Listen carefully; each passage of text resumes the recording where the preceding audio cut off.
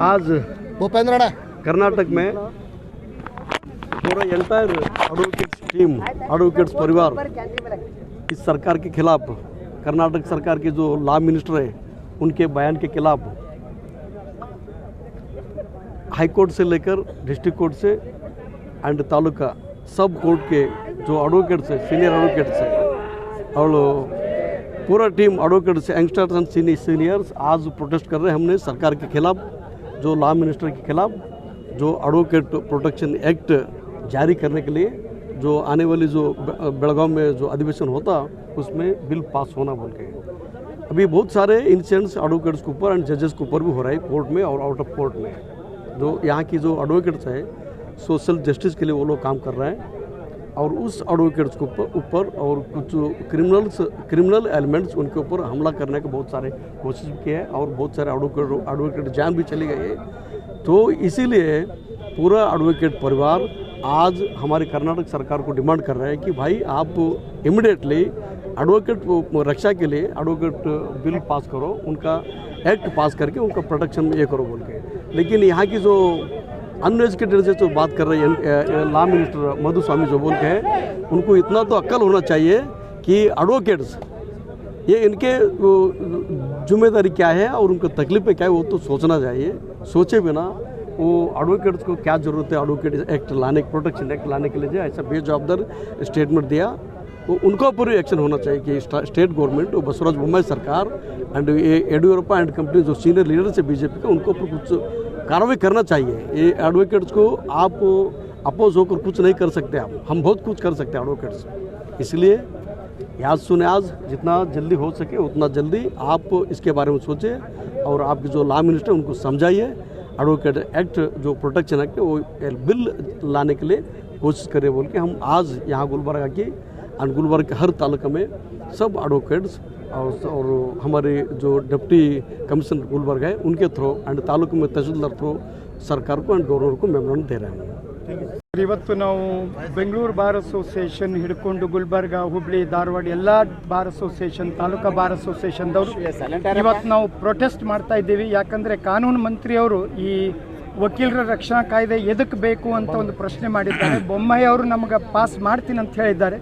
ನಮ್ಮ ಡಿಮಾಂಡ್ ಇವತ್ತೇನು ಅಂದರೆ ಏನೇ ಆಗಲಿ ಇವತ್ತು ಬರುವಂಥ ಅಧಿವೇಶನದಲ್ಲಿ, ಬೆಳಗಾವದಲ್ಲಿ ಏನು ಅಧಿವೇಶನ ಇದೆ ಆ ಅಧಿವೇಶನದಲ್ಲಿ ಅಡ್ವೊಕೇಟ್ಸ್ ಪ್ರೊಟೆಕ್ಷನ್ ಆ್ಯಕ್ಟ್ ಪಾಸ್ ಆಗಬೇಕು ಅಂಥೇಳಿ ಒಂದು ಡಿಮಾಂಡ್ ತೊಗೊಂಡು ನಾವು ಇವತ್ತು DC ಅವ್ರಿಗೆ ಮನವಿ ಕೊಡ್ತಾ ಇದ್ದೀವಿ. ಬೇರೆ ತಾಲೂಕಾದವ್ರು ಏನದ ತಮ್ಮ ತಹಸೀಲ್ದಾರ್ಗೆ ಮನವಿ ಕೊಡ್ತಾ ಇದ್ದಾರೆ.